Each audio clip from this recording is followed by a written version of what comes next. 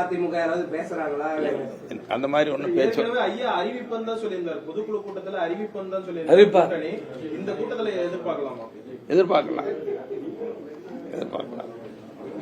ஆனா ஐயா கூட கூட்டணி வைக்கிறவங்க முதலமைச்சராக போறாங்க. அதான் உண்மை. நீங்களே சொல்லிட்டீங்க நண்பர் நீங்களே சொன்னீங்க. யார் பின்னால கட்சி இருக்குது, யாருக்கு பாட்டாளி மக்கள் கட்சி அடையாளம்னு ஐயா தானே. இப்போ இன்னொரு கேள்வி, இந்த கேள்விக்கு நல்ல பதில் சொன்னீங்க. இப்போ ஜி.கே. மணி 45 முடிஞ்சு 46வது வருஷம் மருத்துவரையா கூட இருக்கிறேன். இந்த நேரத்தில் எங்க அன்புமணிக்கு என் மேல ரொம்ப கடுமையான கோபம் இருக்கு. நான் இல்லைன்னு சொல்லல. நான் அவருக்கு எந்த வகையிலும் மனசார கூட கெடுதல் நினைக்கல.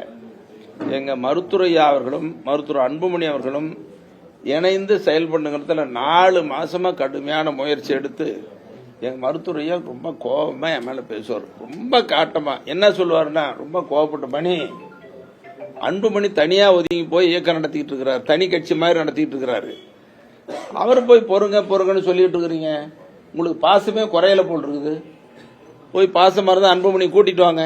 இல்ல அது சொல்ல உங்களை எவ்வளவு திட்டுறாரு பொது வழியில இருந்தாலும் நீங்க சொல்லல. அதை சொல்ல. ஆமா சார், ஒரு கேள்வி. இது தேர்தல் ஆணையம் வந்து சின்னத்தை ஒதுக்கீடு மாம்பழ சின்னம் உங்களுக்கு கிடைக்கலன்னா அது அடுத்த கட்ட நிலைப்பாடு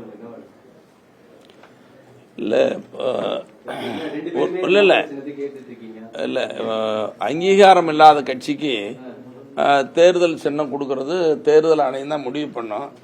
ஆனா எங்க கட்சி அங்கீகாரம் இல்லாத கட்சியா இருந்தா கூட நடந்து முடிந்த பீகார் சட்டமன்ற தேர்தலுக்கும் 2026 நடைபெற இருக்கிற தமிழ்நாடு மற்றும் புதுச்சேரி சட்டமன்ற தேர்தலுக்கு மாம்பழ சின்னம் ஒதுக்கீடுன்னு சொல்லி தேர்தல் ஆணையம் அறிவிச்சிட்டாங்க.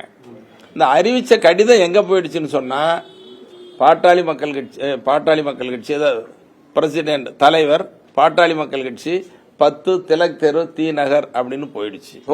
ஆனா பாட்டாளி மக்கள் கட்சிக்கு தலைவருக்கு மாம்பழ சின்னம் ஒதுக்கியாச்சு, முகவரி மாறி போயிடுச்சு.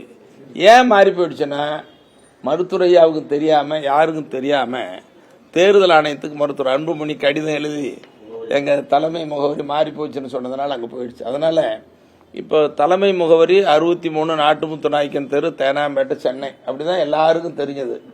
அந்த இதை மாத்தி கொடுங்கன்னு தேர்தல் ஆணையத்தை கேட்டிருக்கிறோம். அதனால தேர்தல் ஆணையம் மாத்தி கொடுத்தோம்னா மருத்துவரையாவுக்கு தான் மாம்பழ சின்னம்.